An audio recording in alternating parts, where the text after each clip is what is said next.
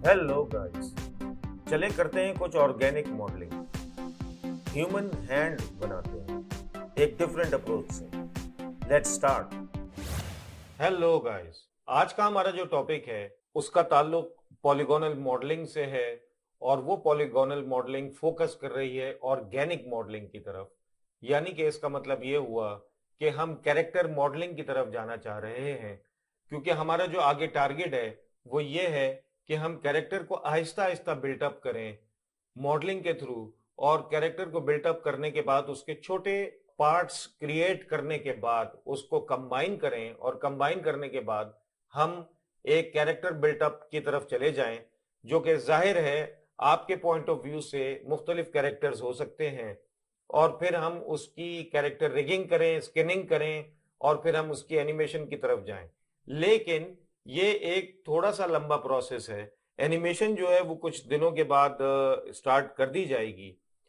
लेकिन इस वक्त जो सबसे ज्यादा इंपॉर्टेंट चीज है वो ये है कि पॉलीगॉन्स को कवर करने के लिए कुछ इस तरह के मॉडल्स क्रिएट करना बहुत ज्यादा जरूरी है, जिन मॉडल्स में पॉलीगॉन्स की जो क्वालिटीज हैं, जो प्रॉपर्टीज हैं, वो पूरी तरह से सामने आए और आप उनके ऊपर एक्सपर्टीज ले सकें और स्किल्स ले सकें और एक्सपीरियंस हासिल कर सकें। तो इसी पॉइंट ऑफ व्यू से आज का जो टॉपिक है वो ह्यूमन हैंड की मॉडलिंग है बाय पॉलीगॉन। तो स्टार्ट करते हैं। अगर ये मैं इस वक्त टॉप व्यू के अंदर मौजूद हूं और इस टॉप व्यू में मैंने एक अगर मैं फोटोशॉप के ऊपर जाऊं तो आपको ये देखें, ये यहाँ पर एक इमेज नजर आ रही होगी। मैंने इसको इंटरनेट से डाउनलोड किया है। मैं ये इमेज तो आपके साथ शेयर नहीं कर सकता, लेकिन मैंने इसका एक आउटलाइन जो है वो क्रिएट कर दी है, जिसमें कि मैंने ये वाजे कर दिया है कि ये डैश लाइंस जो हैं वो सेंटर ऑफ जॉइंट्स हैं इन फिंगर्स के। और ये जो आपको मैंने ये जो पॉइंट आउट किया है ये नेल्स का एरिया है, फिंगर्स एंड देन उसके बाद थंब। और इस तरह से ये पूरा का पूरा एक हैंड स्ट्रक्चर आपके सामने मौजूद है। मैं इस हैंड स्ट्रक्चर को यूज करूंगा, लेकिन मैं आपसे ये नहीं कह रहा हूं कि मैं इस इस हैंड स्ट्रक्चर की तरफ जाऊंगा। ये मैं सिर्फ और सिर्फ प्रोपोर्शन के लिए यूज करूंगा। इसका बड़ा आसान तरीका है, आप अपने ही हाथ को मॉडल कर सकते हैं। आपने अपने मोबाइल से उसकी पिक लेनी है ऑन टॉप व्यू, बहुत इजी है। और इस तरह से आपने इस हाथ को रखना है कि आपकी फिंगर्स जो हैं वो एक दूसरे से बिल्कुल सेपरेटेड हो, एक दूसरे के साथ पिंच ना हुई हुई हो। और फिर आप इस स्ट्रक्चर के ऊपर पहुंच जाएं और आप इस तरह से एक सिलुएट बना लें। तो बैक टू माया, मैं यहां पर टॉप व्यू में इमेज प्लेन को कॉल करता हूं, जो कि ये है। और इस इमेज प्लेन को लेने के बाद मैं इसको सेंटर में रखता हूं और इसको मैं एक लेयर में दे देता हूं, ताकि ये मेरे पास इसका कंट्रोल मौजूद रहे। कंट्रोल ए प्रेस करता हूं और पहले ट्यूटोरियल्स की तरह से इस ट्यूटोरियल में भी मैं इसके वाइट गेन को जो है वो थोड़ा सा कम कर देता हूं, ताकि विजिबिलिटी जो है मेरे लिए थोड़ी वाजे रहे। और उसके बाद मैं पर्सपेक्टिव व्यू में इसको थोड़ा सा नीचे लेकर चला जाता हूं, ताकि मुझे इंटरप्शन ना मिले। इसका कोई साइड व्यू नहीं है, तो वहां पर हमें अंदाजे से काम करना होगा। अच्छा, अगर देखा जाए तो इस पूरे के पूरे प्रोजेक्ट में जो कि मैं इस ट्यूटोरियल में आपको समझाने वाला हूं, अंदाजे का बहुत अमल दखल है और यही मुझे आपको सिखाना भी है। और इसके अंदर मैं मॉडिफिकेशन भी करूंगा मॉडलिंग के दौरान। मैं ये सिर्फ और सिर्फ प्रोपोर्शन के लिए यहां पर लेकर आया हूं। मैं इसको यहां पर आके लेयर में रेफरेंस कर देता हूं, ताकि अब मैं इसको बाय एक्सीडेंट सेलेक्ट ना कर सकूं। अगर मुझे इसको हाइड करना हुआ, मैं शो में जाके इमेज प्लेन बंद कर दूंगा। मैंने इसको ऑलमोस्ट सेंटर कर दिया है। हम इसको एक दफा फिर देख लेते हैं। ये ऑलमोस्ट मैंने इसको सेंटर कर दिया है, क्योंकि ये सिमेट्रिकल तो है नहीं। ऑफ कोर्स एक तरफ थंब है, फिर ये चार फिंगर्स हैं। अगर ये थंब नहीं होता तो मैं इसको सिमेट्रिकल कर सकता था, लेकिन इस वक्त ये इस तरह से है। और मैंने, आप नोट कीजिएगा कि मिडिल फिंगर को जो है वो बीच में रखा हुआ है। याद रखिएगा ये जो मिडिल फिंगर है ये बेसिकली हैंड का एक्सेस शो कर रही होती है। बाकी अगर आप फिंगर्स देखें तो थोड़ी सी एंगुलर होती हैं, ये स्ट्रेट होती है कंपैरेटिवली। तो अब हम क्या करेंगे कि इस मिडिल फिंगर को मैंने एक्सेस के बीच में रख दिया है, वाई एक्सेस के ऊपर नीचे ले जा चुका हूं और मैंने इसको रेफरेंस कर दिया है। अब ये सेलेक्ट नहीं होगी। अब यहां पर आ जाइए और क्यूब ले लीजिए। क्यूब से हम इसको क्रिएट करेंगे और सबसे पहले जो हम क्रिएट करेंगे वो ये एरिया है जो कि पाम कहलाता है। हम पाम के ऊपर आ जाएंगे और मैं देखिए इस क्यूब को अब यहां पर रख रहा हूं। अब यहां पर यह शर्त नहीं है मेरे पास फिलहाल कि मैं इस क्यूब को सेंटर में रखूं या नहीं रखूं, सिर्फ इमेज प्लेन है। मैंने पाम पर इसको स्केल किया। स्केल करने के बाद मैं इसके इनपुट नोड में आया और सब डिवीजन विड्थ मैंने इसकी 4 कर दी। तो अगर आप देखें तो 1 2 3 एंड 4 फेसेस जो हैं वो मेरे पास यहां पर आ गए। अगर आप देखें पर्सपेक्टिव में मैं आपको दिखा रहा हूं, जाहिर है कि यहां पर 4 फिंगर्स हैं तो मैंने उसकी वजह से इनको 4 फेसेस के अंदर स्प्लिट कर दिया है। और स्प्लिट करने के बाद अब मैं इसकी रीशेपिंग कर दूंगा। और वो मैं रीशेपिंग कैसे करूंगा, अगर मैं यहां से एक्सरे मोड में चला जाता हूं तो एक्सरे मोड में जाने के बाद मुझे अब इमेज प्लेन भी नजर आ रहा है। तो अब आप देखिए मैं इसको प्लेसिंग इसकी कर रहा हूं और ये सारी रफ प्लेसिंग है। मुझे बेसिकली काम जो है वो इस वक्त प्रोपोर्शन से है। उसके बाद अगर आप नीचे देखें तो यहां पर लाने के बाद मैंने इसके वर्टेक्स को सिलेक्ट किया है और अब मैं इनके सारे वर्टेक्स को सिलेक्ट करने के बाद यहां पर आया। यहां पर आने के बाद बैक साइड के ऊपर मैंने ये फेसेस सेलेक्ट किए 1 2 3 एंड 4 और इनको डिलीट कर दिया। अब अगर आप देखें तो मुझे इसकी जो हाइट है उसको कम करना होगा। मैंने अंदाजन कम किया कि ये हाथ यानी कि हैंड जो है उसकी जो हाइट है वो इतनी ही होनी चाहिए या इससे थोड़ी सी ज्यादा या इससे थोड़ी सी कम होनी चाहिए। फिलहाल हमने इसको इतना रखा। यहां पर आने के बाद मैंने क्या किया कि ये फेसेस जो थे वो मैंने डिलीट कर दिए थे। अब मैं वापस टॉप व्यू में आता हूं और मैं यहां पर आकर इन वर्टिसेस को सेलेक्ट करता हूं और इसको स्केल करता हूं ताकि मैं इसको शेप कर सकूं। मूव करूंगा सारे वर्टिसेस को और मैंने इसको मूव किया। थोड़ा सा मैंने इसको आगे किया ताकि ये थंब एरिया से थोड़ा सा आगे आ जाए। और उसके बाद मैंने क्या किया, यहां पर लाने के बाद थंब एरिया से मैं इसको आगे लेकर आ गया और ये करने के बाद मैंने ये पॉइंट यहां से लेके यहां तक देख लिया। इसके बाद अगर आप देखें तो ये मामला जो है वो रेस्ट का शुरू हो रहा है। मैं थोड़ा सा और आगे लेकर आ जाता हूं ताकि थंब जो है वो पूरा का पूरा इसके अंदर कवर हो जाए। और कवर होने के बाद मैं इंडिविजुअल, देखिए मैं, आप नोट कीजिएगा कि मैं क्रॉस सिलेक्शन कर रहा हूं क्योंकि मुझे नीचे का वर्टेक्स भी सेलेक्ट करना है। तो अगर आप पर्सपेक्टिव में देखें तो ये नीचे का वर्टेक्स सेलेक्ट हो रहे हैं सारे क्योंकि वो मुझे साथ रखने हैं। और उसके बाद मैंने इसको शेप किया। ये जब शेप हो गया तो मैं यहां पर आया। पर्सपेक्टिव में मैंने इसको थोड़ा सा मैन्युअली शेप करना शुरू किया। और वो कैसे, अब ये नोट कीजिएगा कि ये कहीं ऐसा ना हो कि पीछे के वर्टेक्स सेलेक्ट हो जाएं जैसे कि हो गए थे। और मैंने कंट्रोल से वो डीसेलेक्ट कर दिया और मैंने अब इनको वर्टिकली, ये मैंने वर्टेक्स सेलेक्ट किए। देखिए अब यहां पर पर्सपेक्टिव पे काफी काम होगा। ये वर्टेक्स सेलेक्ट किए और अगर आप देखें तो मैं इनको थोड़ा सा राउंड कर रहा हूं।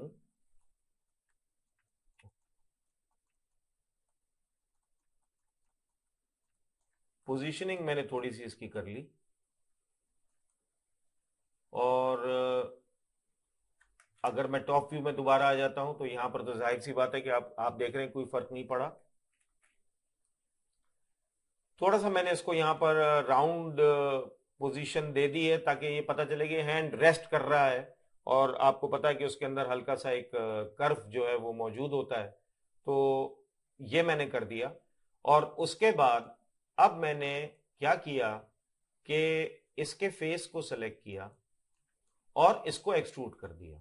डब्ल्यू प्रेस किया और ये देखिए मैं इसको एक्सट्रूड करके मिडिल फिंगर के ऊपर लेकर यहां पर आ गया, और इसको एक्सट्रूड करने के बाद मैं इसको यहां पर रीशेप कर दूंगा। देखिए ये वर्टेक्स, चार वर्टिसेस सेलेक्टेड है इस वक्त। अब मैं क्या करूंगा, आर प्रेस करूंगा और आर को बिल्कुल मैंने ले जाकर कोइंसाइड कर दिया सेगमेंट के साथ। तो ये तरीका होता है स्ट्रेट लाइन बनाने का। आप नोट कीजिएगा, मैं कंट्रोल जी करता हूं, ये देखिएगा ये असल में ये था। अब मैंने आर को बिल्कुल ले जाकर कोइंसाइड कर दिया, स्ट्रेट लाइन क्रिएट हो गई। तो ये यहां पर मेरे पास बिल्कुल स्ट्रेट फेस बन गया है। अब मैं यहां पर आया दोबारा, और आने के बाद मैश टूल्स में गया और इंसर्ट एज लूप टूल में गया, और यहां पर मल्टीपल एज लूप्स लिखा हुआ है, इसको मैंने क्लिक किया और यहां पर नंबर ऑफ एज लूप्स 2 कर दिए। पहले ये 1 थे, मैंने इसको 2 कर दिया। अब सिर्फ मुझे इसके ऊपर क्लिक करना है, और उसने यहां से इक्वल डिस्टेंस लिया, यहां से इक्वल डिस्टेंस लिया, और ये इक्वल डिस्टेंस, यानी कि उसने इस पूरे के पूरे फेस को इक्वली 3 फेसेस के अंदर डिवाइड कर दिया। अगर आप यहां पर देखें तो ये इस तरह से ये शक्ल बन गई, और ये मेरे पास एक फिंगर का स्केलेटन वायर फ्रेम जो है वो आ गया। उसके बाद अब मैं क्या करूंगा कि मैं फौरन एज लूप टूल की कमांड से बाहर जाऊंगा। मैंने क्यू प्रेस कर दिया या डब्ल्यू प्रेस कर दिया, और कमांड कैंसिल करने के बाद मैं वर्टेक्स मोड में जाके अब मैं इसको इस फिंगर के पॉइंट ऑफ व्यू से रीशेप करूंगा।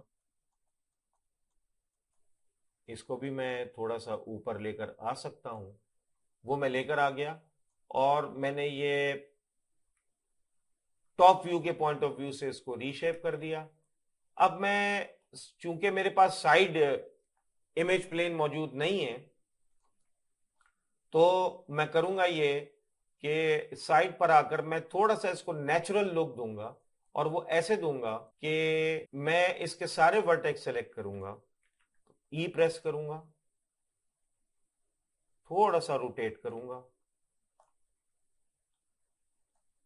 और इसको थोड़ा सा नीचे लेकर आऊंगा। थोड़ा सा इस फिंगर को मुझे बेंड करना है, ज्यादा नहीं, थोड़ा सा, सिर्फ और सिर्फ नेचुरल एक लुक के लिए, ताकि ये जब फिंगर बने तो ये स्टैंड आउट हो।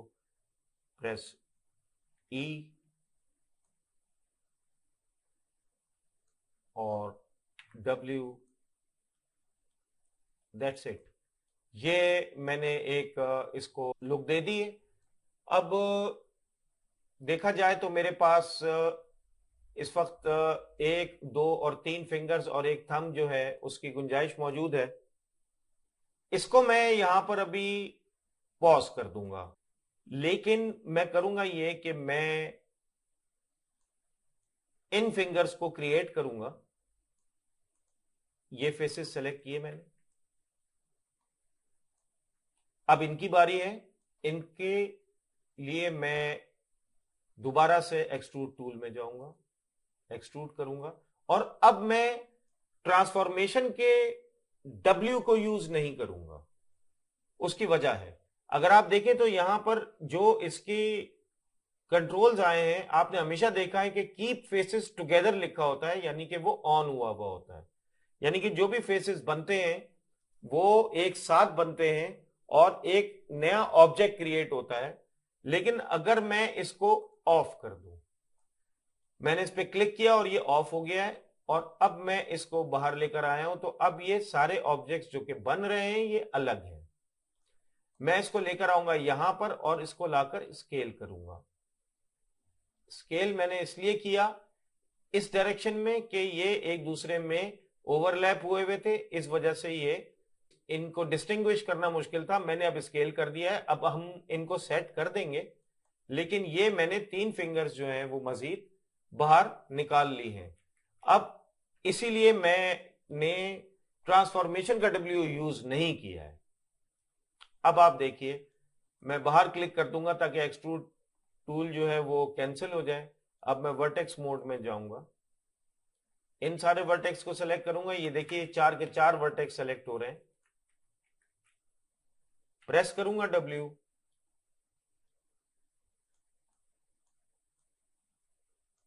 और इस फिंगर के ऊपर लाकर मैं इसको अलाइन करूंगा, इनको लूंगा, यहां पर रखूंगा,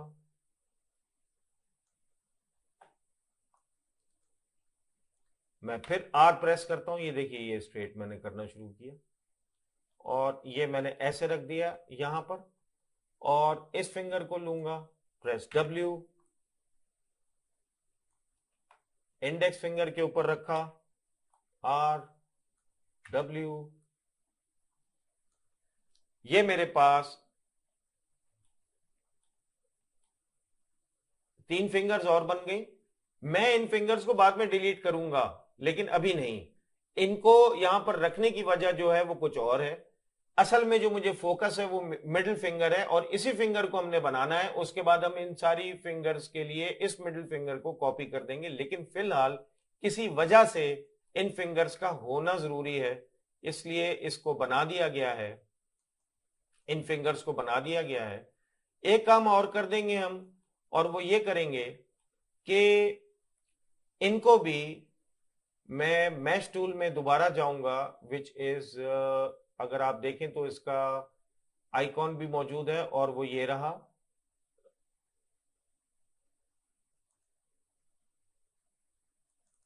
डबल क्लिक किया, क्लिक किया, क्लिक किया, क्योंकि मैश टूल्स में इंसर्ट डैश लूप टूल में अभी भी वही सेटिंग है, रीसेट टूल नहीं हुआ है, कि मल्टीपल एज लूप्स बनने हैं, और नंबर ऑफ एज लूप्स कितने होंगे, 2। अगर आपको 1 चाहिए और आपने स्लाइड करना है तो आपको इसको रीसेट करना पड़ेगा, ताकि वो relative distance from as per आ जाए और मल्टीपल एज लूप्स बंद हो जाए। तो चूंकि वो पहले से एक्टिवेट हुआ था तो मुझे उसको करने की जरूरत नहीं पड़ी। यहां पर भी मैंने लूप्स जो है वो इसके अंदर क्रिएट कर दिए।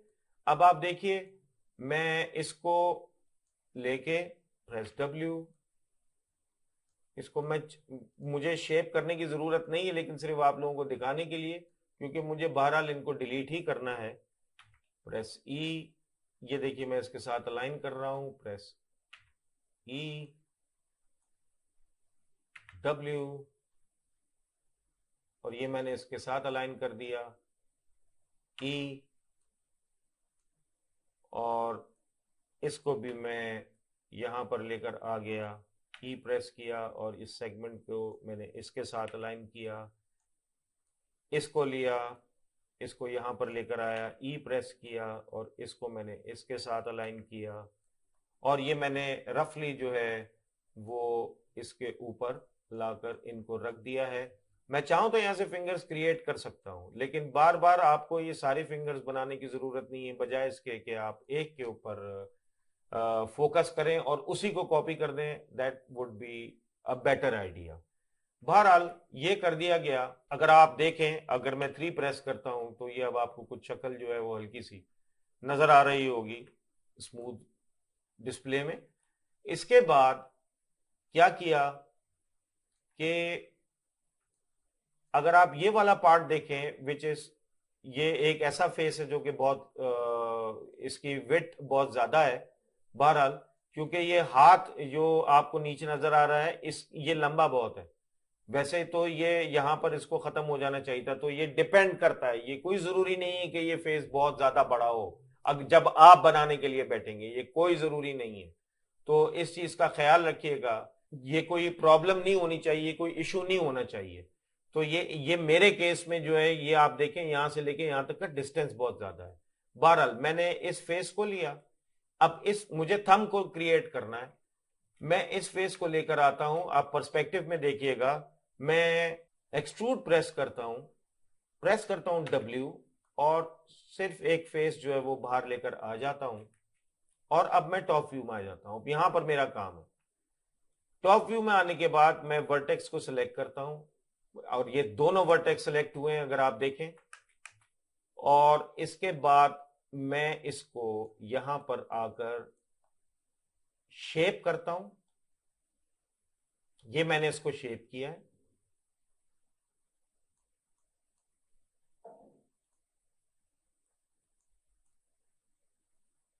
ये मैंने इसको शेप कर दिया है।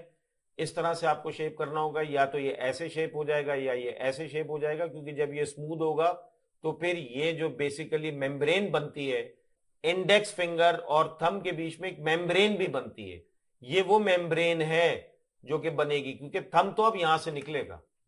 और अब आप देखिए कि मेरे पास ये इस तरह से, असल में तो ये एक ही फेस था, लेकिन मैं ये वर्टेक्स जो है वो चूंकि यहां से लेकर आ गया हूं, तो अब मेरे पास ये एक फेस जो है इसकी ओपनिंग आ गई है, और वो ये रही।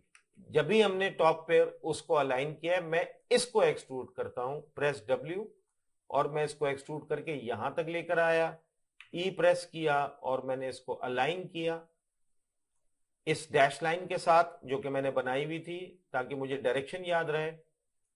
और उसके बाद मैंने इसको यहीं पर शेप भी करना शुरू कर दिया, ताकि इसकी विड्थ का इसका ख्याल रहे, क्योंकि मुझे आगे भी फेस बनाना है। और ये मैंने एक फेस बना दिया, अगर आप यहां पर देखें तो ये एक फेस बन चुका है। अब ये थंब बाहर आ रहा है, और उसके बाद मैंने, अब मैं फेस मोड में दोबारा गया और इस फेस को सेलेक्ट किया और एक्सट्रूड को दोबारा कॉल किया, डब्ल्यू प्रेस किया, और अब मैं ये दूसरे फेस की तरफ चला गया और उसको एक्सट्रूड कर दिया।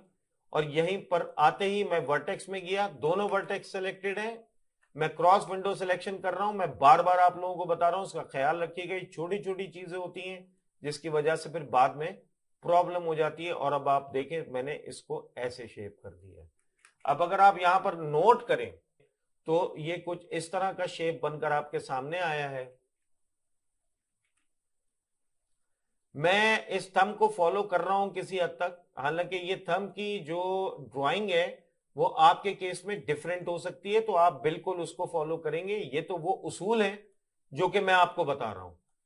तो ये मैंने यहां पर राउंडनेस देने के लिए ये मैंने एक एंगल दिया है, ताकि जब ये स्मूथ होगा तो हम इसमें राउंडनेस क्रिएट कर सकेंगे। अब अगर आप देखें, मैं इसको F8 प्रेस करता हूं और 3 प्रेस करता हूं, तो ये देखिए ये हैंड की सूरत हाल जो है वो मेरे सामने आ चुकी है, ये बन चुका है। लेकिन यानी कि इसका एक स्ट्रक्चर बनकर आपके सामने आ गया है। इन तीनों फिंगर्स को फिर मैंने क्यों बनाया? बेसिकली मैं अगर ये कह रहा था आपसे कि मैं इसको कॉपी करता और कॉपी करके मैं इन फिंगर्स के अंदर लेकर जाता, तो वो अभी हम देखते हैं।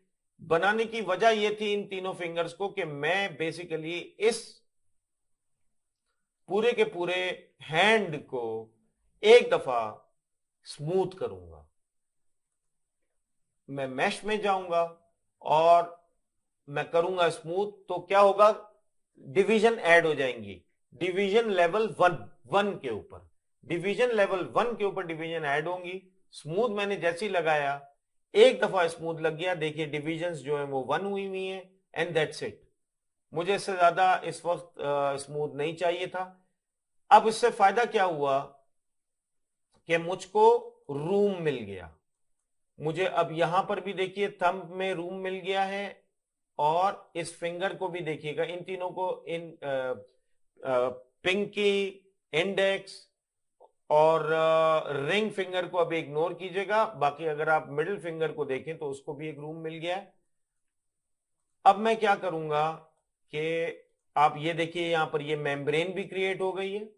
अब अगर आप देखें, प्रेस 3 करता हूं तो अब आपको ये ज्यादा क्लियर नजर आएगा, मेम्ब्रेन क्रिएट हो गई है। प्रेस 1 करता हूं, डिस्प्ले लेवल 1 के ऊपर हूं।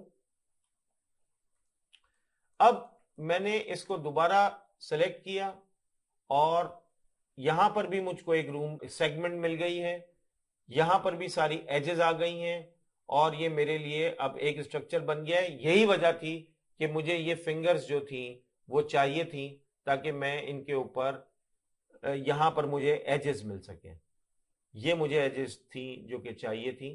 अगर आप मैं नीचे से देखें तो ये एजेस मुझे मिल सके। मैं फिलहाल इमेज प्लेन को डिस्प्ले ऑफ कर रहा हूं उसका।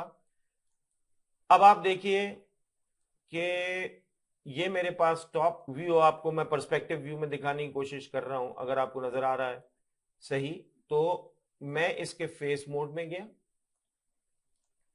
इसके इन फेसेस को सेलेक्ट किया, इनके फेसेस को सिलेक्ट किया और इस फिंगर के फेसेस को सिलेक्ट किया और shift greater than on keyboard, greater than, ये देखिए हो क्या रहा है, सिलेक्शन ग्रो हो रही है। अगर आप देखें तो सिलेक्ट के अंदर ये ग्रो सिलेक्शन के अंदर अगर आप देखें सेलेक्ट में ग्रो में ग्रेटर देन आपको नजर आ रहा होगा और लेस देन जो है वो श्रिंक के लिए।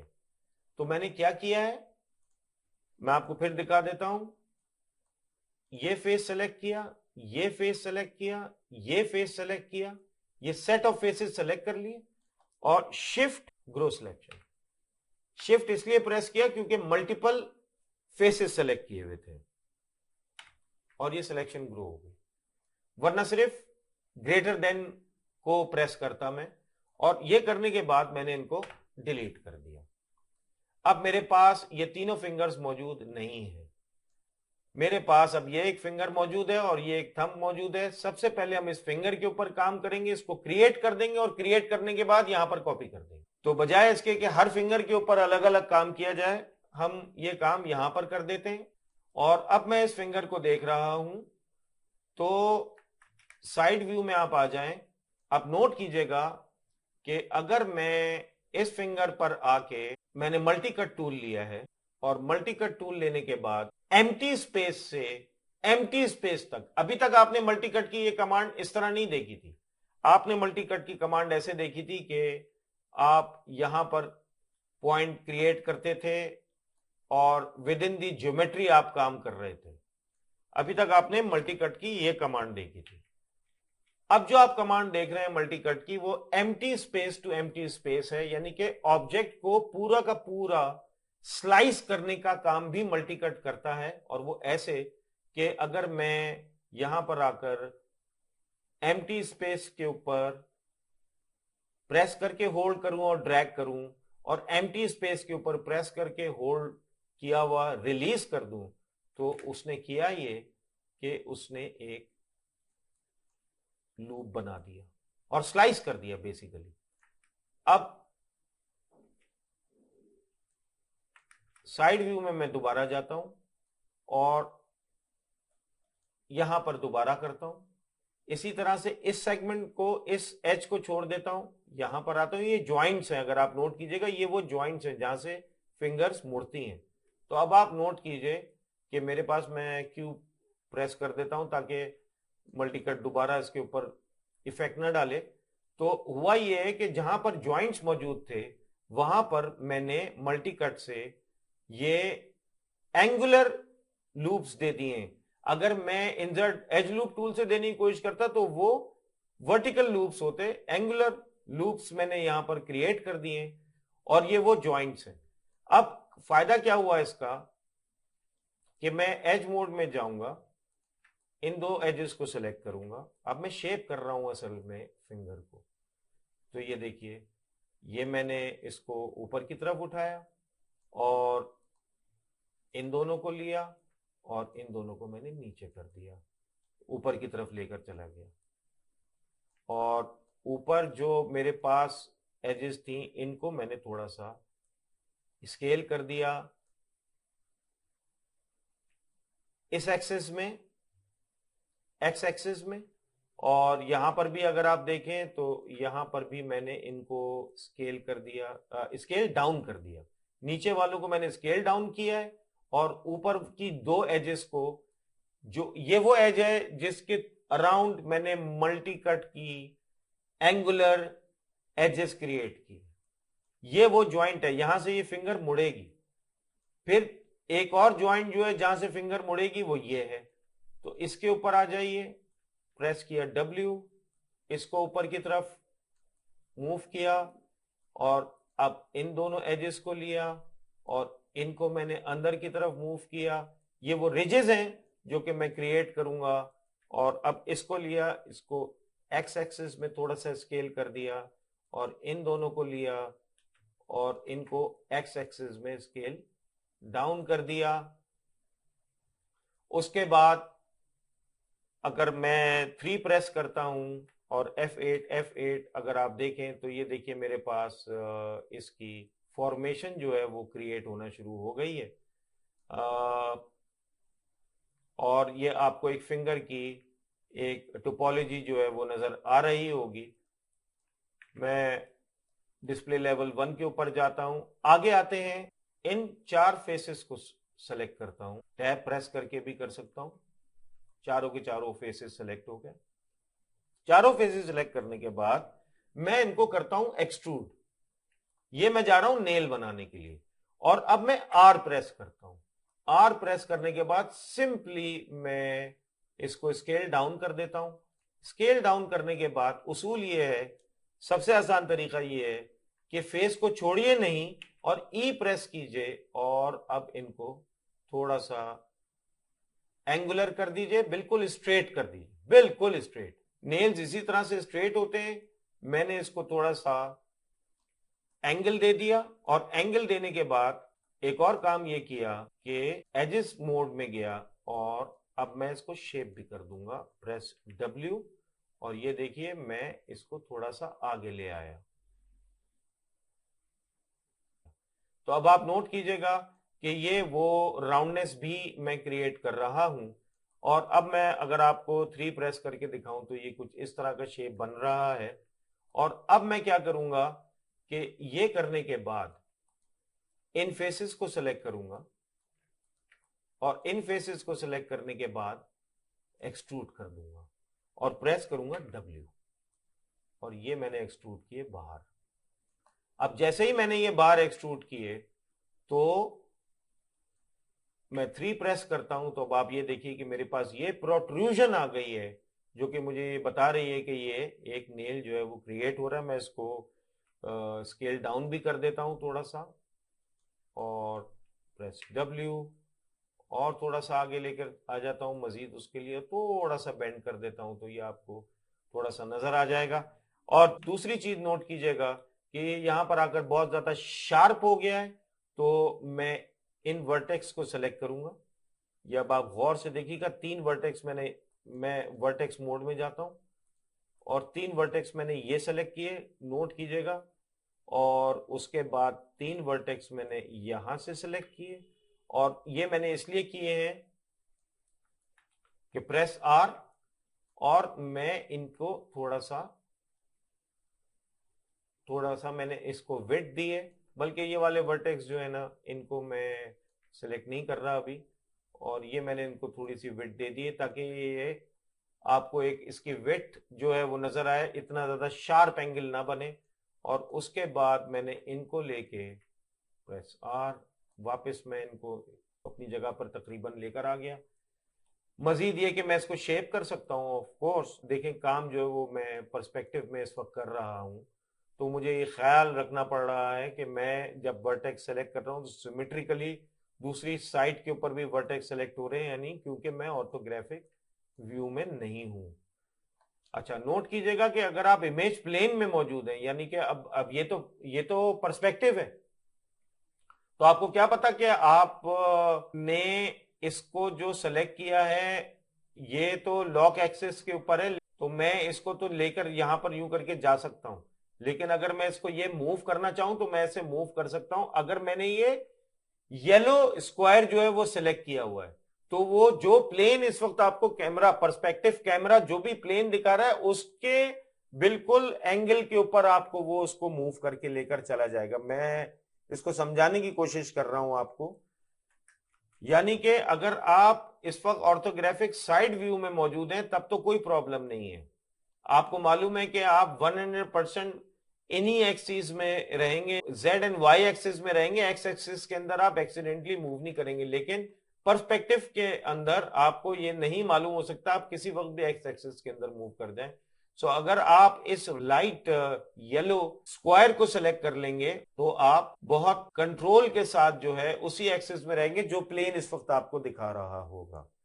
तो बहरहाल मैंने इसको थोड़ा सा शेप किया, और अब हम इसको 3 प्रेस करते हैं, F8 3। तो अब आप देखिए ये सूरत हाल अब मजीद अच्छी और बेहतर हो गई, और आपके सामने ये फिंगर जो है वो तकरीबन तैयार होकर जो है वो आपको नजर आ रही है। इसमें और ट्विकिंग हो सकती है, ऑफ कोर्स ये वाला जो पार्ट है इसका वो बहुत ज़्यादा हैवी है और उसको हमें कम करना चाहिए। मैं इनको सेलेक्ट करता हूँ और मैं ऑर्थोग्राफिक साइड व्यू में आता हूँ और इसको मैं थोड़ा सा रीपोजिशन करता हूँ। मैं ई भी प्रेस कर सकता हूँ एंगल को सिलेक्ट करने के लिए। और अब आप देखें मैंने इसको रीपोजिशन किया, इसके बाद मैंने इसको रीपोजिशन किया, इनको मैं थोड़ा सा ऊपर लेकर आया। इसको मैं ज़्यादा नहीं हिलाना चाह रहा क्योंकि वो उसकी रेंज खराब कर देगा, लेकिन बहरहाल। और अब आप देखिए ज़्यादा बेहतर सिलवेट जो है वो आपको अब नज़र आ रहा है और आप इस तरह से अपनी फिंगर को फॉर्म कर सकते हैं।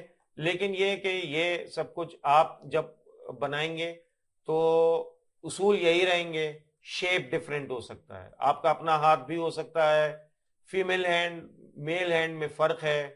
तो ये तो मैं जो मेरे ख्याल से जो इस वक्त कोशिश कर रहा हूँ, जो मैंने ये नेल्स की इतनी ज़्यादा प्रोट्रूजन की है, ये तो इंडिकेशन ही है कि ये फीमेल हैंड है। लेकिन ये मुझे तो आपको दिखाना था कि ये किस तरह से प्रोट्रूड होगा, एक्सट्रूड होगा, बाहर आएगा। मिडिल फिंगर क्रिएट करने के बाद, उसके शेप को क्रिएट करने के बाद, हम अब थंब के ऊपर आ जाते हैं। और थंब में आके मैं सबसे पहला काम ये करूंगा कि मैं थंब में इन सारे वर्टिसेस को सिलेक्ट करूंगा।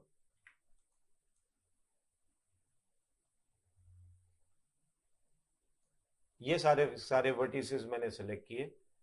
उसके बाद मैं डी प्रेस करूंगा और मैं पिवट मोड में आ जाऊंगा। और पिवट मोड में आने के बाद मैं मूव करूंगा इसको, पिवट को, और यहां कहीं लाकर मैं इसको, बल्कि यहां पर मैं कहीं लाकर रख दूंगा कि ये एरिया जो मेरा सिलेक्टेड नहीं है, मुझे इस थंब को बेसिकली थोड़ा सा डाउन करना है और मैं इसको थोड़ा सा ऊपर भी लेकर आऊंगा। मैं वी भी प्रेस कर सकता हूं, वी प्रेस करूंगा तो मैं इसके साथ अलाइन कर दूंगा, यानी कि पॉइंट स्नैपिंग कर दूंगा मैं। यानी कि मैं ये अगर वी प्रेस करता हूं तो ये देखिए पॉइंट स्नैप हो गया है यहां पर आकर। और अब मैं इसको डी प्रेस करूंगा दोबारा से ताकि मैं पिवट मोड से बाहर आ जाऊं। और मैं अब ई प्रेस करूंगा और इस थंब को थोड़ा सा नीचे कर दूंगा, क्योंकि ये होती है ओरिजिनल पोजीशन। अगर देखा जाए तो ये होती है ओरिजिनल पोजीशन। बिल्कुल मैंने इसको थोड़ा सा नीचे कर दिया। अब आप ये नोट कीजिएगा, ये जो मैंने डी आपको अभी पिवट मोड का बताया है, ये पिवट मोड अब किस सूरत में यहां पर यूज होगा, नोट कीजिए कि ये थंब जो है ना वो अब ना किसी एक्सिस के अलोंग है ना किसी एक्सिस के अराउंड है, ये तीनों एक्सिस के बीच में मौजूद है कहीं, अगर देखा जाए तो अब हमें इसके ऊपर काम करना और एग्जैक्टली वैसे ही काम करना है जैसे कि हमने यहां पर किया है। और उसी तरह से हमने एक्सट्रूजन करनी है और उसी तरह से मल्टी कट देना है। तो कैसे करेंगे ये हमें देखना है।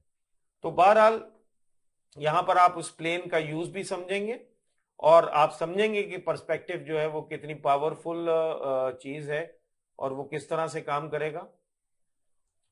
अब देखिए ये करने के बाद मैं क्या करूंगा कि ये मेरे पास जो है वो आपको मालूम है कि ये नेल का एरिया है और ये बैक साइड है, ये बैक साइड है और ये front side of the thumb है। तो अब मैं यहां पर आके सबसे पहला काम ये करूंगा कि मैं ये देखूंगा कि इसके ज्वाइंट्स कहाँ हैं। इसका एक ज्वाइंट था जो कि यहां पर मौजूद। मैं पर्सपेक्टिव व्यू में जाऊंगा। अब ऑर्थोग्राफिक व्यूज मेरा यहां पर कोई साथ नहीं देंगे। अब मुझे ये काम पर्सपेक्टिव व्यू में ही करना होगा और वो मैं करूंगा ये अपने हिसाब से एक प्लेन बनाने की कोशिश करूंगा कि ये एग्जैक्टली मेरे हिसाब से एक प्लेन के पॉइंट ऑफ व्यू से बन जाए। और यहां पर लाकर empty space to empty space ये एक स्लाइड दी, empty space to empty space multi cut ये एक स्लाइड दी। तो अगर आप देखें तो ये मेरे पास इस तरह से एक मल्टी कट जो है वो क्रिएट हो गया।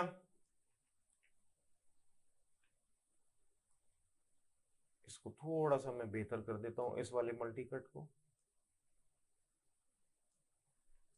अब ये ज्यादा बेहतर है, मल्टी कट से मैं बाहर आ गया। और अब मैं क्या करूंगा कि एग्जैक्टली यहां से ये दो एजेस सेलेक्ट करूंगा, W प्रेस करता हूं, तो अब आप देखिए कि मैं इसको लेकर कहां जाऊं।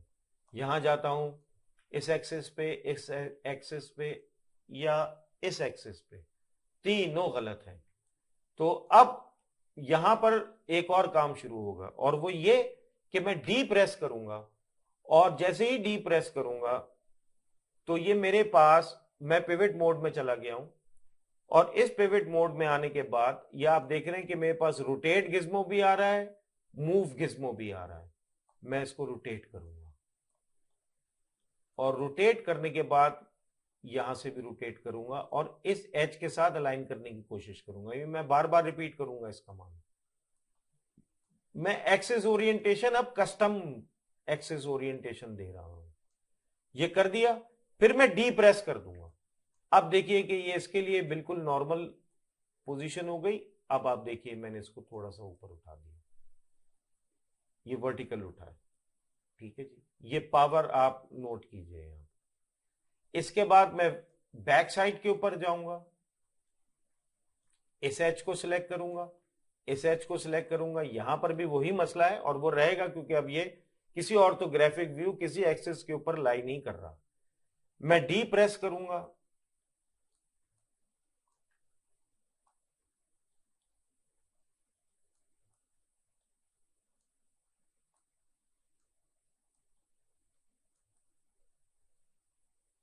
और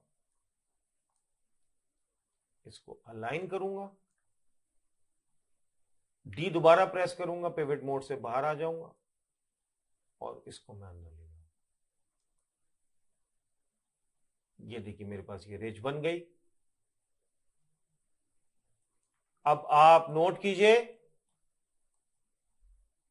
कि ये मेरे पास रेज बन गई। इसको अगर आप रीशेप करना चाहें वर्टेक्स को लेके, यहां पर यही मसाइल है कि आपको बार बार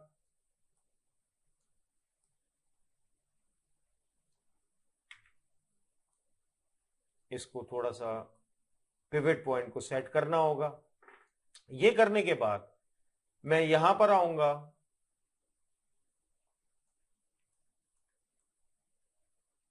फेस में आऊंगा, सेलेक्ट करूंगा इन दोनों फेसेस को, और यहां पर भी मैं एक्सट्रूड क्रिएट करूंगा, और यहां पर मैं आर प्रेस करूंगा। और आर प्रेस करने के बाद सबसे पहले तो मैं ये एक्सट्रूड कर दूंगा, और एक्सट्रूड करने के बाद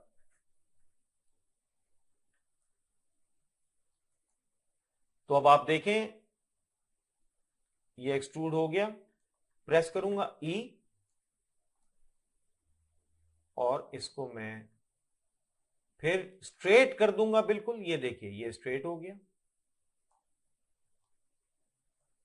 स्ट्रेट करने के बाद अब आप इसकी एक्सट्रूजन को समझने की कोशिश करें, और वो ये कि मैं इसके फेस को, इस फेस को सिलेक्ट करूंगा, इस फेस को सिलेक्ट करूंगा, मजीद एक्सट्रूड करूंगा, और प्रेस करूंगा डब्ल्यू। अब मैं जब जैसे ही डब्ल्यू प्रेस करूंगा, यहां तो ओरिएंटेशन ही अलग हुई हुई है, तो बगैर फेसेस को डी सेलेक्ट किए हुए सबसे पहले डी प्रेस कीजिए, और ओरिएंटेशन को ठीक कीजिए, बिल्कुल ठीक कीजिए। अब ये देखिए मैं पर्सपेक्टिव के ऊपर काम कर रहा हूं। मैंने अपने हिसाब से ओरिएंटेशन को बिल्कुल ठीक किया,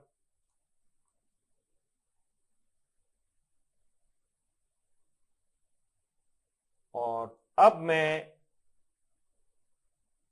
डी दोबारा प्रेस करूंगा, पिवट मोड से बाहर आऊंगा, डब्ल्यू प्रेस करूंगा, और उनको बाहर ले आऊंगा। तो ये ट्रिकी है थोड़ा सा, लेकिन इसकी आदत आपको हो जाएगी। और अभी भी मुझे इसको थोड़ा सा सेट करना होगा, मैं बहुत ज्यादा बाहर ले आया हूं, तो मैं इसको थोड़ा सा वापस लेकर जाऊंगा। और ये मेरे पास, अगर आप देखें, तो ये सेट हो गया।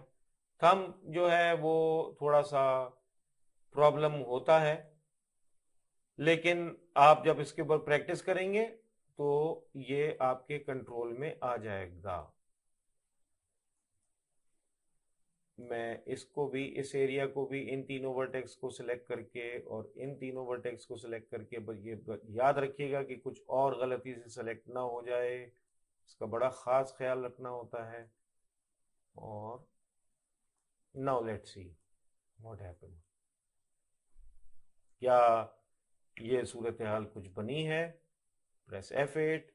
तो ये देखिए आपके पास थंब जो है, इसको आपने चौड़ा करना हो, विड्थ इसकी बढ़ानी हो, आप बिल्कुल इसकी विड्थ बढ़ाइए।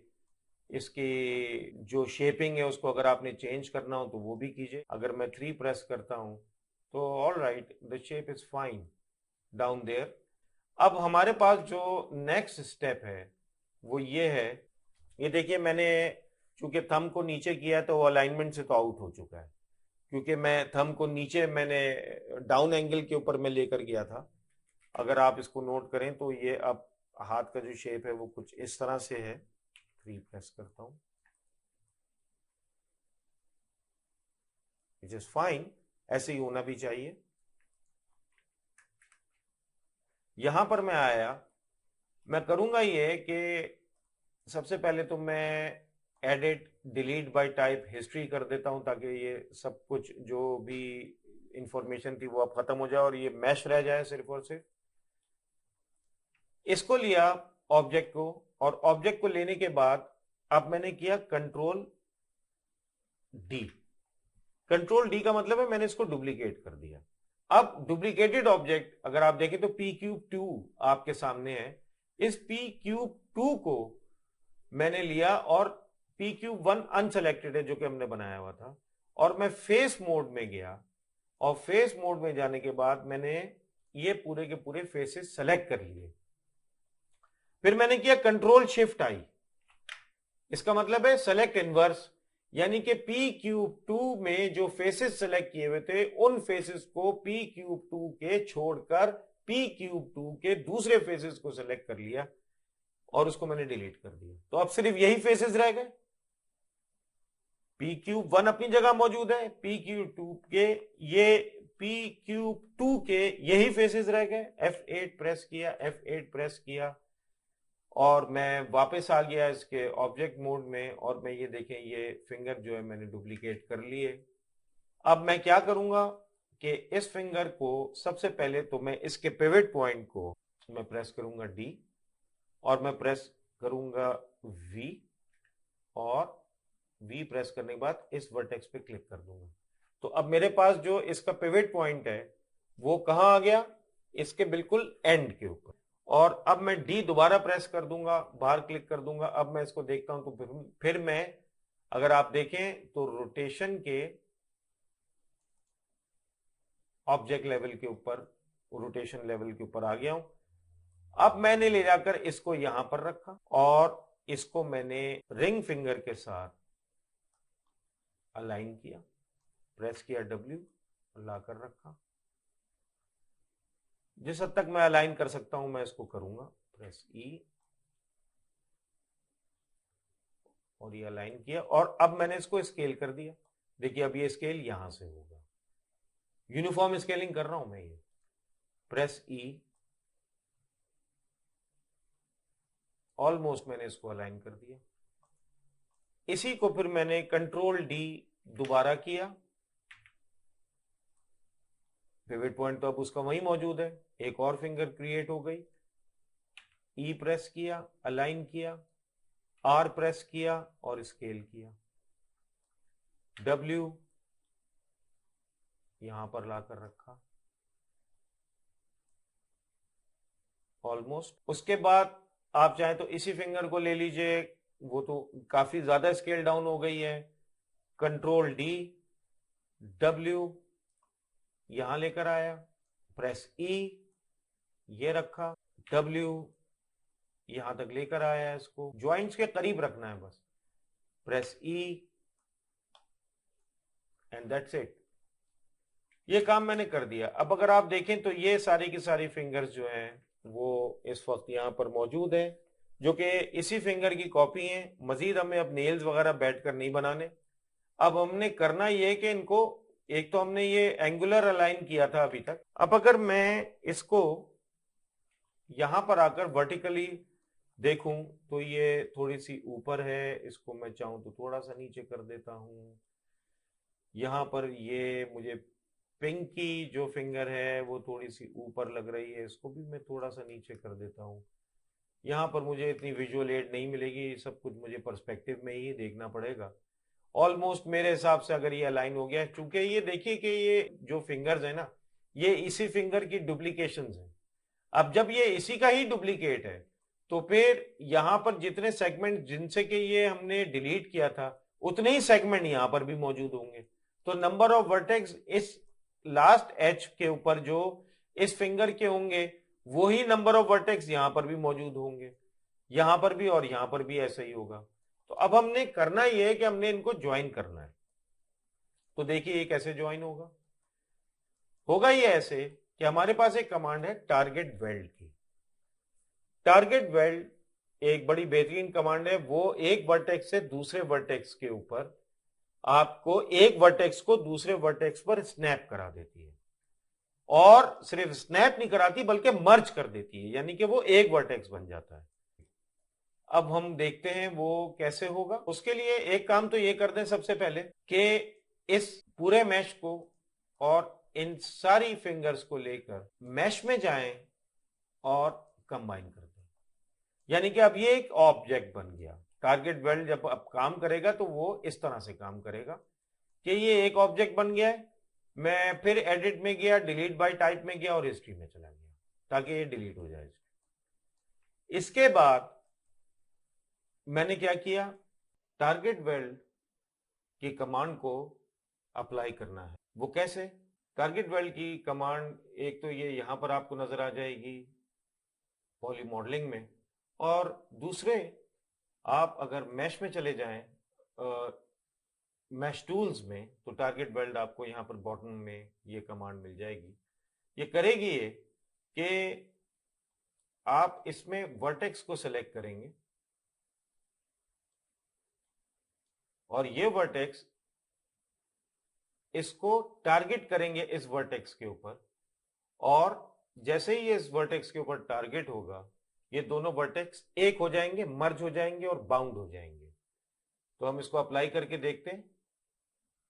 इसका तरीका ये है कि वर्टेक्स को सिलेक्ट करें, एक आपको ऑरेंज सर्कल नजर आएगा, और अब टारगेट वेल्ड ने इस वर्टेक्स को एक्सेप्ट कर लिया है और वो नेक्स्ट यानी कि टारगेट वर्टेक्स को स्नैप करने के लिए तैयार है। आपने वर्टेक्स की तरफ अप्रोच किया और एक ऑरेंज लाइन आपके सामने बनकर आ गई है जो कि ये ब्रिज कर रही है कि ये वर्टेक्स 1 स्नैप हो जाएगा वर्टेक्स 2 के ऊपर और मर्ज हो जाएगा। और ये लेफ्ट माउस बटन क्लिक आपने होल्ड किया हुआ है और इसको रिलीज नहीं किया है। जब यहां पर ले आए इस वर्टेक्स के ऊपर, यहां पर लाने के बाद जो लेफ्ट माउस बटन था माउस का, उसको जो होल्ड किया हुआ था आपने उसको रिलीज कर दिया। इसी तरह से इस वर्टेक्स को लिया, left mouse button hold, drag, target vertex पे लेकर आए, release, left mouse button hold, drag, target vertex, release. ये स्नैप हो रहा है। इसमें इस बात का खास ख्याल रखिएगा कि टारगेट वेल्ड भी सेंसिटिव कमांड है, और अगर आप गलत वर्टेक्स की तरफ ले गए तो वो उसको भी स्नैप करेगा ऑफ कोर्स, और रिजल्ट कुछ भी हो सकता है फिर।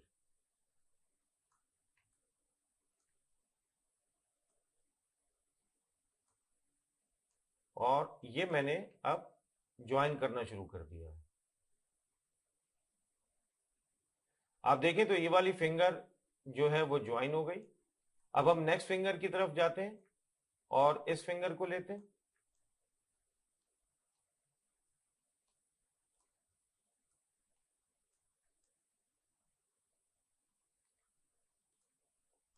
और इसको हम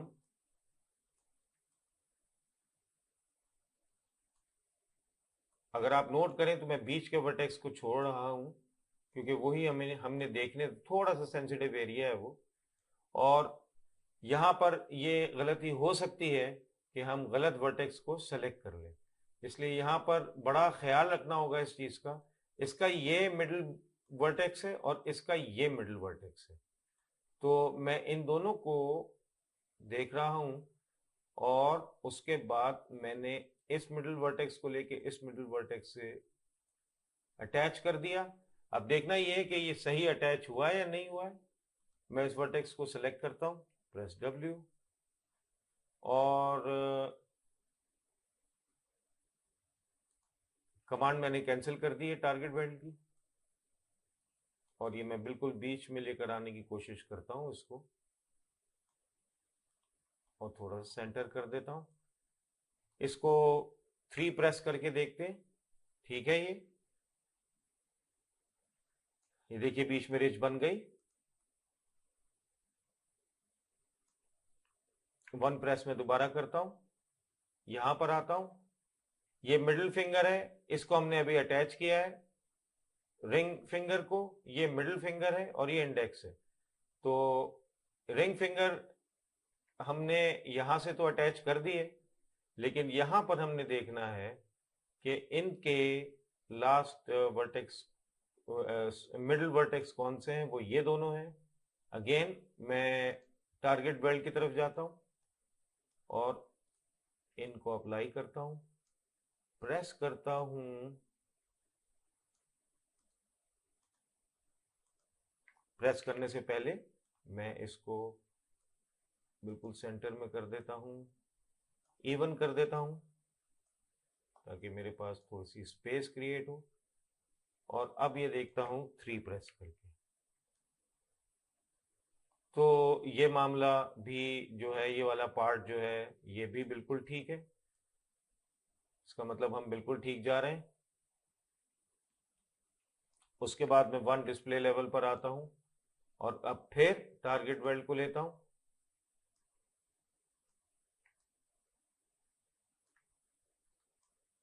और आप ये नोट कीजिएगा मैं पाम के वर्टेक्स को फिंगर की तरफ नहीं, बल्कि फिंगर के वर्टेक्स को पाम के वर्टेक्स की तरफ लेकर जा रहा हूं, यानी कि जो टारगेट वर्टेक्स हैं वो पाम के वर्टेक्स हैं। ये मेरे इनिशियल वर्टेक्स हैं। बहुत गौर से और बहुत तरीके से हमने इनको सेलेक्ट करना है। ये एक प्रॉब्लम हुई है, और वो यहां से कोई वर्टेक्स सेलेक्टेड था जिसकी वजह से वो वहां पर सेलेक्ट हो गया। हम इसको दोबारा देखते हैं। यही मैं आप लोगों को बताना चाह रहा था, ये यहां से एक वर्टेक्स सेलेक्टेड था और वो अभी भी सेलेक्टेड है।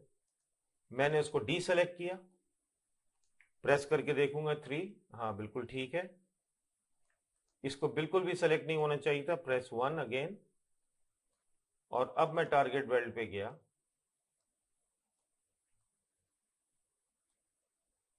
अगर आप माउस कर्सर को ऐसे भी रख देना तो यहां पर ये टारगेट्स बनना शुरू हो जाते हैं, तो इसका हमें ख्याल रखना होता है।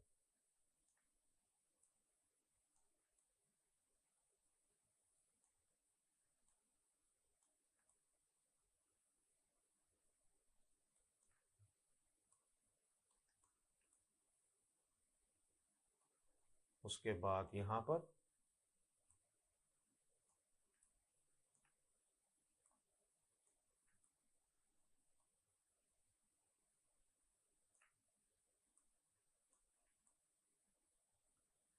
एंड अगेन वही सिचुएशन आ गई, जहां पर इस फिंगर का ये मिडिल वर्टेक्स और इस फिंगर का ये मिडिल वर्टेक्स, इसको लिया मैंने और इसके ऊपर टारगेट कर दिया, और फिर उसके बाद मैंने कमांड को फौरन कैंसिल किया, W, एंड देन मूव,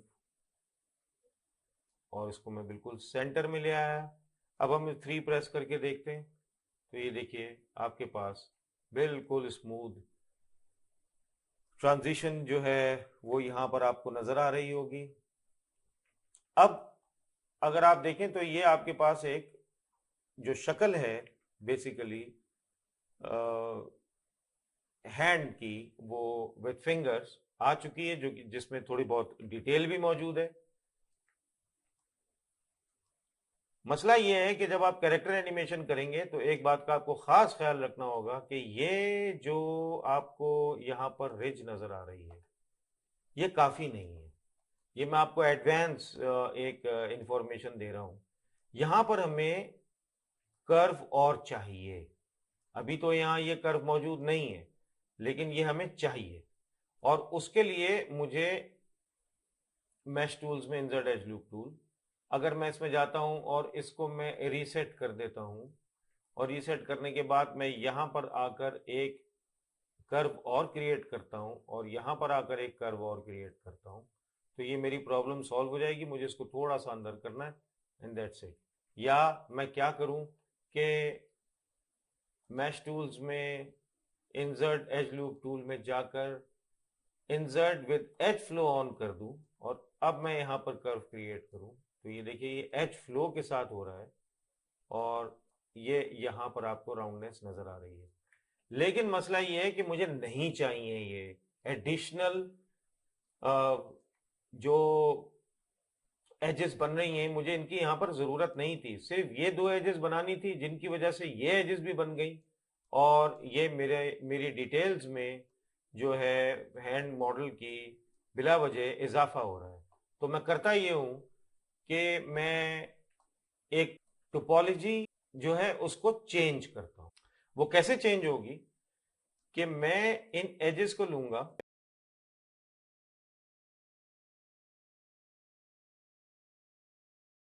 मैंने इन सारी एजेस को सिलेक्ट किया, इन स्ट्रेट एजेस को छोड़ दिया, और इन सारी एजेस को सिलेक्ट किया, नीचे भी इन दोनों स्ट्रेट एजेस को छोड़ दिया, इन सारी एजेस को सिलेक्ट किया, और यहां पर कंट्रोल डिलीट नहीं किया। कंट्रोल डिलीट का क्या मतलब है?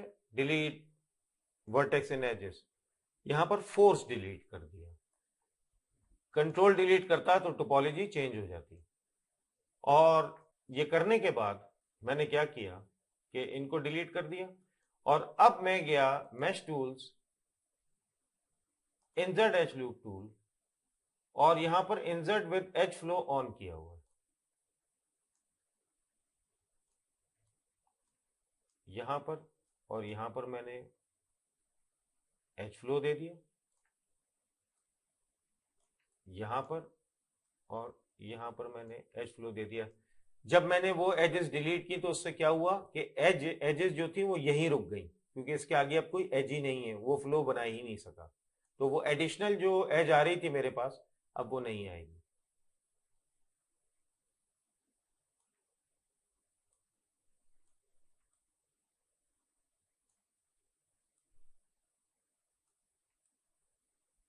इसी तरह से मैंने ये यहां पर दे दिया, और ये मेरे पास सर्कुलर एजेस बन गई। लेट्स सी कि ये ऐसा हुआ है कि नहीं हुआ है। तो अब आप ये देखिए ये बन चुकी है। लेकिन हुआ क्या है कि यहां पर आपको अब नॉन यूनिफॉर्म इरेगुलर सरफेस नजर आ रही है। उसकी वजह यह है कि ये बन तो गई हैं, लेकिन मसला क्या हुआ है कि यहां पर इसकी डेफिनेशन खत्म हो गई। वो हमें यहां पर सारी इंफॉर्मेशन देनी पड़ेगी, ताकि ये रिजेस जो क्रिएट हो गई थी वो खत्म हो, जो कि हमें इस सूरत हाल में नजर आ रही हैं। और आप देख रहे हैं यहाँ पर एक्स्ट्रा अनड्यूलेशंस पैदा हो रही हैं, जो कि टोपोलॉजी को डिस्टर्ब कर रही हैं।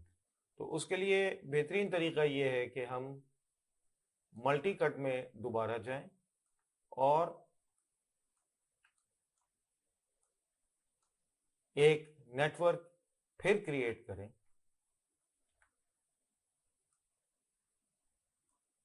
और यहां पर देखिए हमने एज को तोड़ा था, डिलीट किया था, इसलिए यहां पर हमें एक एम्प्टी स्पेस जो है वो मिल रही है।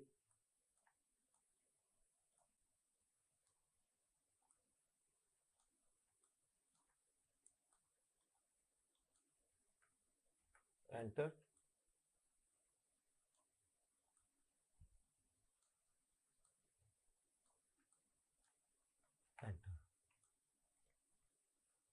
इसके बाद हम एक और काम करेंगे कि यहां पर नकल्स क्रिएट कर देंगे।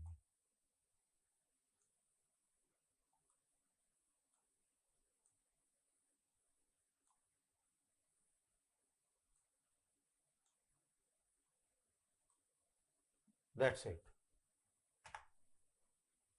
इस नेटवर्क को आपको थोड़ा सा प्रैक्टिस करना पड़ेगा।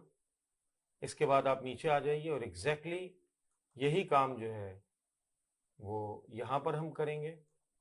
Multi cut,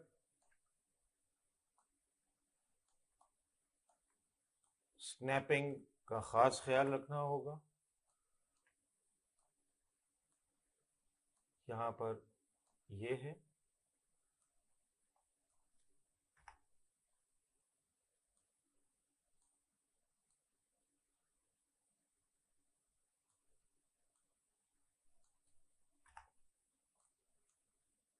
and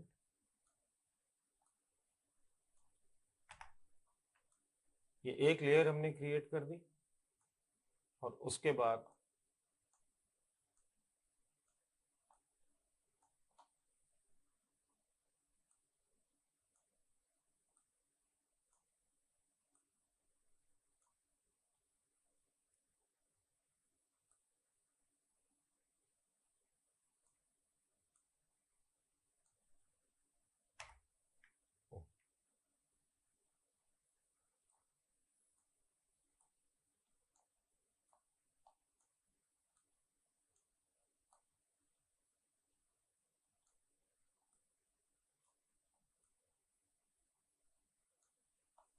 enter, multi cut cancel. अब हमारे पास ये एक नेटवर्क क्रिएट हो गया। मैं अगर इसको अब 3 प्रेस करता हूं, F8, देखिए वो रेजेस खत्म हो गई और ये कितना ज्यादा स्मूथ इस वक्त हो चुका है। इसमें जो एडिशनल चीजें हैं वो ये है कि ये जो डिस्टेंसेस हैं इनको हम यूनिफॉर्म कर सकते हैं।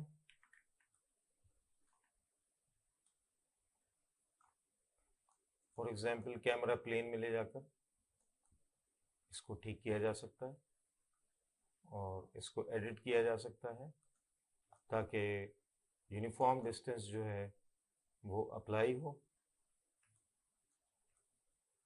प्लस ये जो नकल्स बने हैं ये at the centre of the finger है, इनको हम थोड़ा सा ऊपर मूव कर देंगे ताकि यहाँ पर बोन की इंप्रेशन जो है वो क्रिएट हो जाए।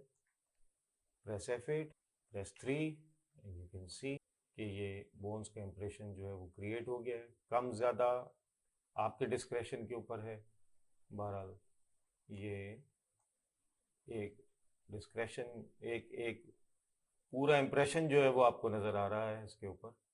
This is enough for it. नीचे यहाँ पर हम इसको भी थोड़ा सा शेप करेंगे।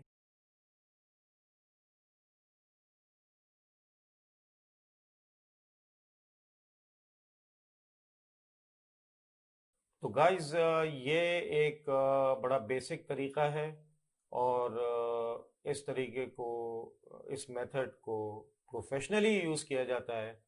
ये सिर्फ ऐसा मेथड नहीं है जो कि मैं आपको बता रहा हूँ। ये method globally hand creation, even foot creation के लिए भी इसको यूज़ किया जाता है। हम फुट क्रिएशन भी करेंगे। आहिस्ता आहिस्ता हम पार्ट्स की तरफ जा रहे हैं। For this session I think this is enough.